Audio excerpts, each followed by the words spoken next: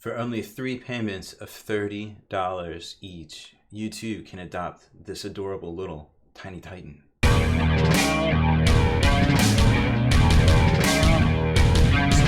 Spiky Bits. Welcome back, Hobby Maniacs. I'm Baer from SpikyBits.com, and for all those of you out there that are not playing Titanicus, well, this video probably isn't for you, but all 4 of you out there that are playing Titanicus,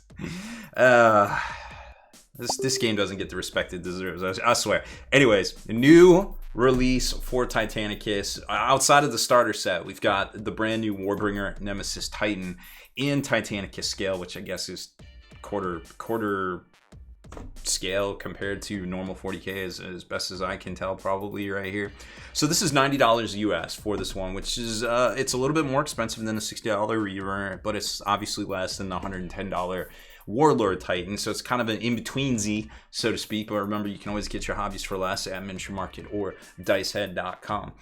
So what's cool about this Titan is that it's kind of like the new sculpt, so to speak, for Titanicus, because we saw this is kind of like a wave 2 for Titanicus almost, because we saw the 3 main Titans and then some Knights and stuff come out, but then they dedicated resources to it, and now we've got this. And there's some little nuances I've noticed just looking at the sprue that lead me to believe that there's a lot of surprises in there. And also now we know that the set itself is going to come with the command terminal and also the weapon upgrade cards for this particular for all of them from now on as they go back and reprint them. That way you won't have to buy extra material or anything like that, and you'll have everything you need to play with that model right out of the box. Once you get the kit and opened up, it's going to come with not 1, not 2, but technically 4 half spruzies for this particular kit right here, which is kind of crazy when you think about it, because I believe the Reaver Titan is only 2 of these, and I might be wrong, it might be 3, but either way, you're definitely getting more material and more bits and things when it comes to this kit right here. So we'll take a look at those here in a second. Let me put them off to the side. So you're going to get a decal sheet, the 105mm oval, instruction manual, and of course the new very thin, and if you haven't seen the starter review that I've done yet, let me open this up and just show you real quick. This is a super thin cardstock. It's not that hard card type thing, so you're actually not going to be able to get the divots for your little trackers into this, but I actually have a very clever conversion. Well, I guess it's more like a hobby do it yourself. So I'll put this in the links here, but basically it's very easy to make, less than 20 bucks to get everything you need here, and you don't have to technically laminate your cards if you don't want to. These are just color laser copies that I made, laminated, put on some magnetic backer sheets right here. This is just a dry erase board that's actually magnetic, and then I bought some magnetic, or it's actually just a tracks. I bought some magnetic tacks here so I can keep track of all my void shields and things like that. You can put your weapons on here, flip them over when they get disabled, and I attached it with double-sided tape, so if you need to look at the back for anything, you still can. So that might be something to consider doing. It's just a little bit more out-of-pocket cost for all this accessories here, but you can get a big bag of the magnets. I want to say for around $10 or so. Sleeves, you probably can get those at your local game store. Of course, I'll put the links to Amazon for all this stuff that you might need right here. And you can do this for 40K for your army lists and things, but it just makes more sense, at least in my eyes, for Titanicus. Jumping into the instruction manual, you're going to see that there's a lot of assemblies here now, and if you actually have some experience dealing with the full-scale version of this model, you'll notice a couple of things, and it'll actually help you put it together right here. But there's a lot of left and right assemblies on the legs and stuff, and I can already see from here that there's specific nubs and directions that it looks like it's going to guide you, and there's little posts in the feet right there that actually go, or in the ankles, they actually go into the feet. So already we're off to the races here, because that's, I don't feel like they did that with the Reaver. I remember just having the hardest time with the Reaver, and things can go backwards really quick. And then here they look like they have a specific layout for the armor struts on the feet right there. Then there's also some sort of piston things that look really interesting. And then for the first time we saw them actually say, hey, paint these before you put it on. That's what that symbol is right there. So that's kind of interesting. Now there is a lot of armor plates in this kit. I just glanced at the sprue and I'm like, holy cow. That is kind of crazy. So it might actually look like a skeleton once we put it together, or at least that it skipped legs day, until we get the armor plates painted, because I don't want to glue those down and then have to go tear them all off and paint them up separate. But the assembly looks pretty solid up here. Putting on the poop deck, as I like to call it, and then you've got 3 different options for front armor plates. The Quake Cannon loader right here is going to socket in the back. These look like they might have room for magnets on the arms. And then you've got the wires. Now I'm not sure how this is going to line up, because on the full scale one I actually had to use magnets inside of these feeds right here to get it to hook into the weapons, but we'll find out. And then everything else looks to go together about right. A lot of this area back here, you actually attach these loaders with magnets, but I don't think that's going to be the case for this one. And then this looks like it slots in right there. Weapon-wise, this is where I started questioning what was the design. This is almost like a Wave 2 design, because if you notice, very dissimilar to the Reaver kit, there's these little notches right here, and these notches look to match up with the little arm nubs that are coming down. So I'm almost wondering if this is on purpose. Like not only is it, it's like a mirror image of each other, so you can use the same bit, which you saw right here. These are 2 of the same bit. But it looks like it'll pre-lock it in, but then you can just kind of shave off those nubs. The same with the feet. Like if you want to get crazy and pose it, you can, but if you just want to build it real quick, you can also do that too, and it'll kind of hold itself together. And then you've got the AA cannons right here, which also look to be kind of magnetizable, at least not right there, but underneath here. And don't glue the Quake Cannon. I actually magnetized this on the larger version one, but I'm not sure if that's going to actually work on this. It might actually, because you can get the glue in there and kind of tension it, it might work just fine. And that is all I'm seeing right here, and it looks like all that lines up. Yeah, there's the sockets. I think those will just use the standard magnets. We'll find out here in a minute or two when we start clipping these things down and getting it together. Sprue-wise, this is the larger of the sprues, and there's a lot going on in this, and it almost looks like it was set up to kind of mirror itself. So they took all the leg piston, or the hip pistons here, and then you've got the feet. They all definitely mirror themselves, and then you've even got the halves of the head right there, the command deck. Everything kind of mirrors itself, and the detail looks good. There's little nubs for the void shield generators, and then you've got your pistons and your railings, your AA mounts. And then you start getting into the superstructure in the back that has, I guess that's where the core is, I would suppose. And then there's the big old poop deck, and then this is actually the bit that goes on the back that flushes up against that right there. So pretty good looking. Oh, and there's all the void shield generators themselves. So pretty decent detail on that. And then let's check out. Ooh, this is literally a sprue of armor plates. Yay!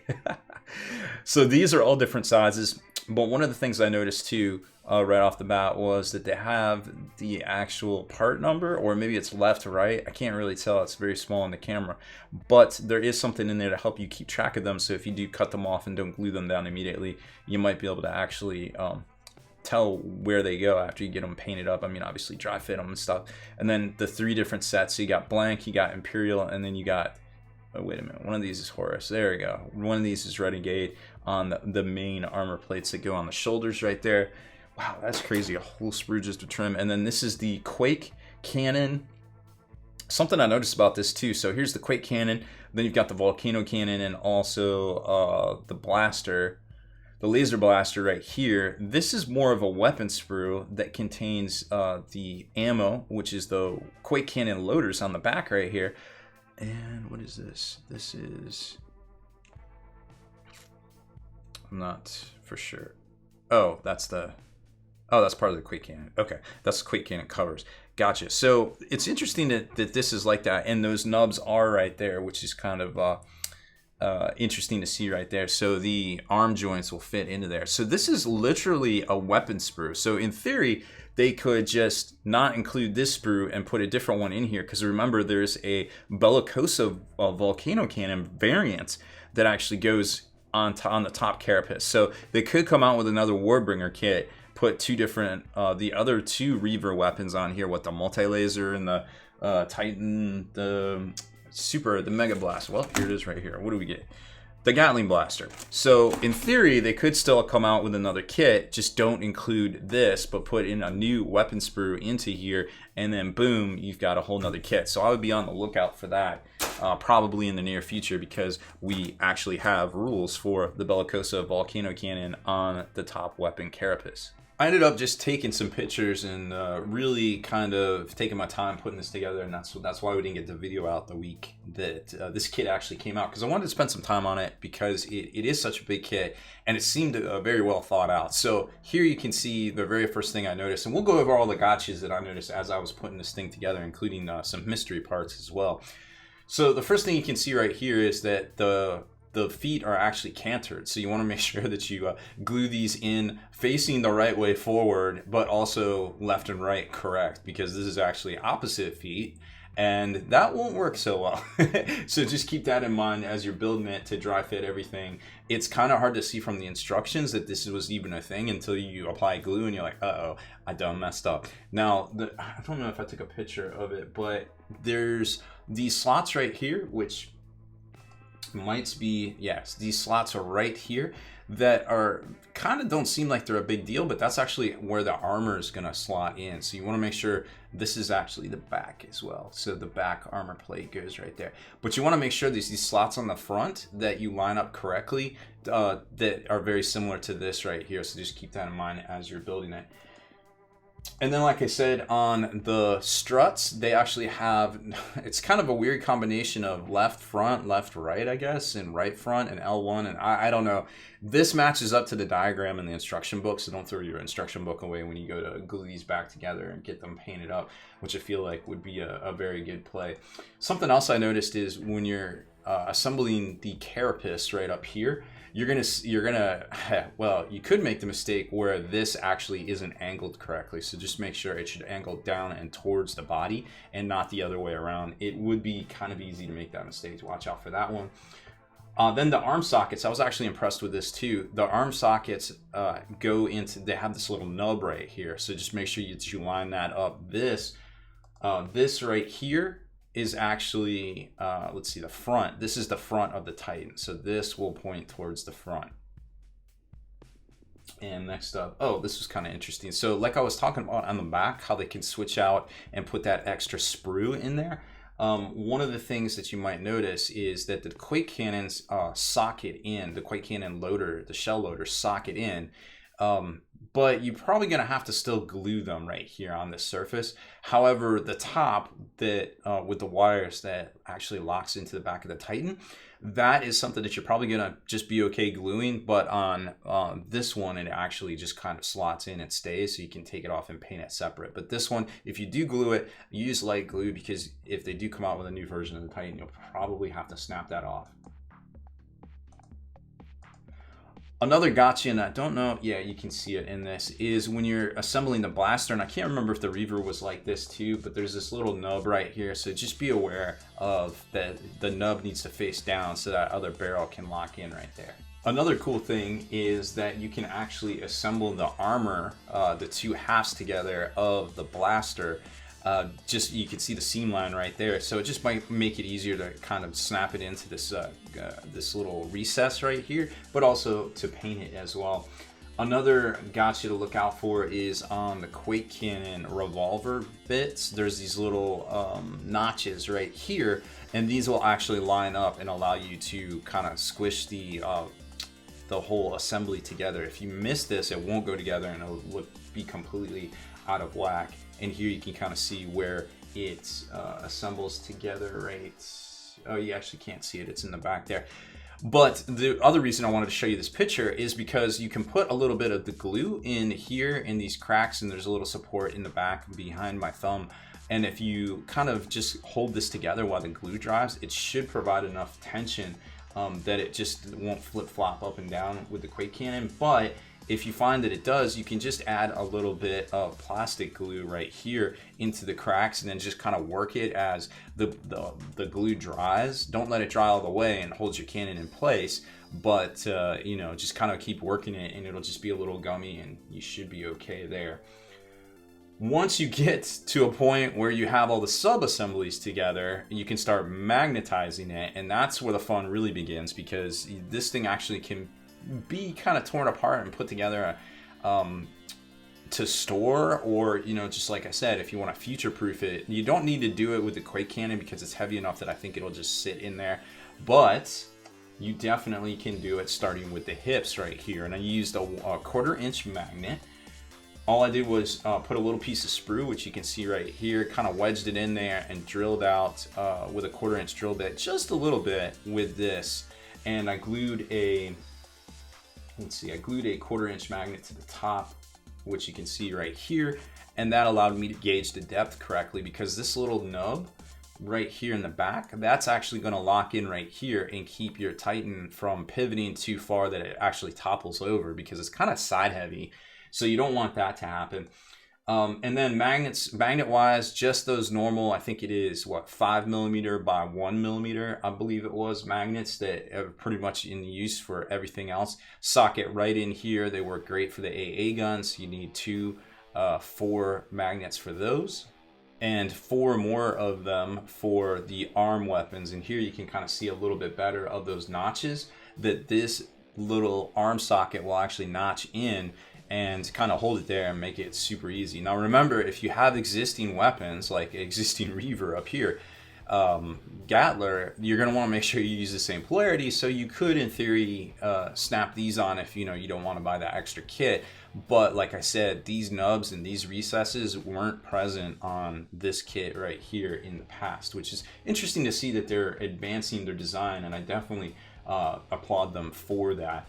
And then last but certainly not least is the nubs into the sockets at the elbow joint, and you can see that they're a very specific way, which is great because they'll just kind of lock in and kind of go along with the angle that the little nubs in the weapons themselves were going into. So that just locks in there, glue it all down, and you're pretty much good to go at that point.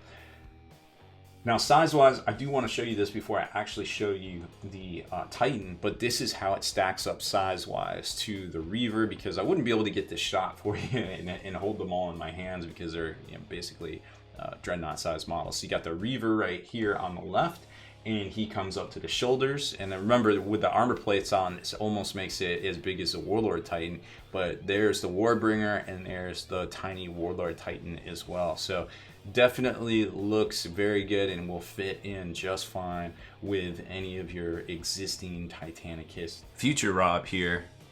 I am interrupting you to tell you about this little doozy. So Evan Valdyke actually messaged me after he got his put together, and he's like, hey, what'd you do for the loader? And I was like, I just glued it like a dummy, but I didn't care because I thought I could pop it off. But it turns out it's actually pretty easy to magnetize, and he sent me pictures of it, so thank you, Evan. So this is basically what he did right here. He just drilled out a couple of magnet holes, and the key here is this load-bearing pin or rod, and then you just kind of drill out this spot right here, corresponding slot. And then they're all, remember, there's little pre-drilled holes right there. You just gotta drill it out a little bit deeper. He said he used 1mm by 2mm magnets for this, but I don't have any of those and I can't verify that. So I'm thinking more along the lines of maybe like 1/32 or maybe 1/16. I'm not exactly sure, but I think the key here to actually making it work is this little pin right here, so it'll actually bear the weight of the back here of the loader, as you can see up top, and then also kind of keep it attracted right there as well. So just a real quick update to this video. Now I return you to Rob of the past.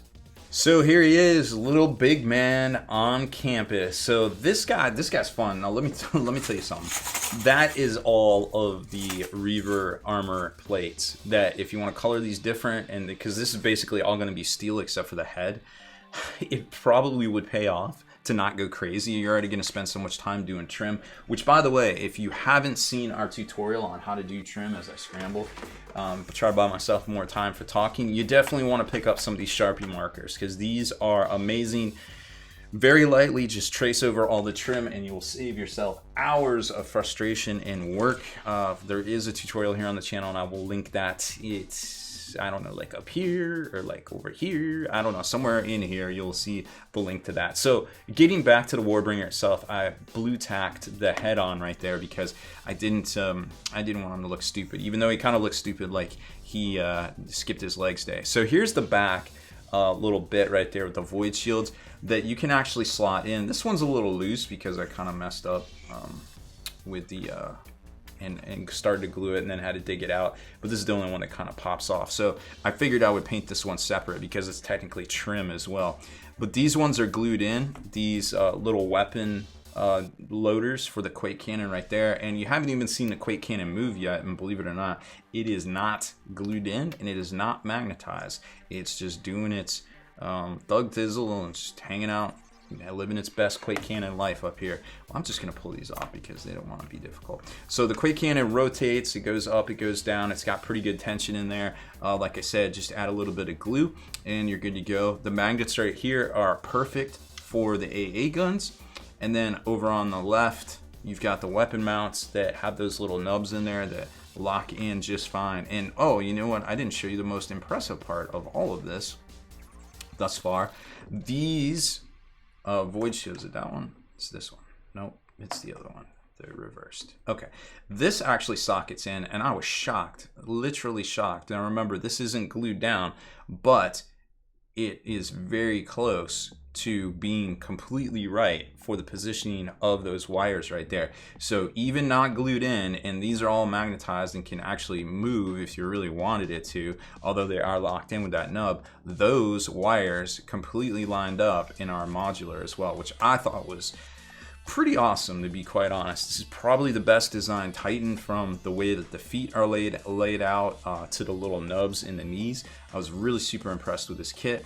And then the one thing that we kind of had to make up on the fly was putting those 1/4 inch magnets down there. Now you can easily just glue it to right there, but this one needed a little bit of drilling out, just a tad, and I inserted that sprue into there. And then that white stuff is plastic putty, just to give it a little bit more strength. So it's already pretty much dried, and it's only been in there for about an hour or so. So it's good stuff there. So that's the Titan. I mean, it's a lot, but it's a little, to be quite honest, because it could have been a lot more work had Games Workshop not designed it as well as they did. This is probably the best. I would say it's easily the most innovative and by far the best designed plastic Titanicus model yet. And as I was gluing it together, I was just like, man, this is really well done. And they hats off to the designers at Games Workshop, because they definitely thought this one through, and it shows in pretty much everything. Oh, there is going to be 2 phantom little wires that don't go to anything. I think they were the phantom bits that went from this socket to the head, but then they kind of cut it down and reimagined it, but somehow they got left on the sprue and they were actually cast. I can't find where these little wires go, but trust me, when you put it together, you will find it. So that is it for this one. Thank you very much for watching our unbox and build of the new Warbringer Nemesis Titan from Games Workshop for probably the best game you're not playing right now, Adeptus Titanicus. And you can always get your hobbies for less from Miniature Market or dicehead.com.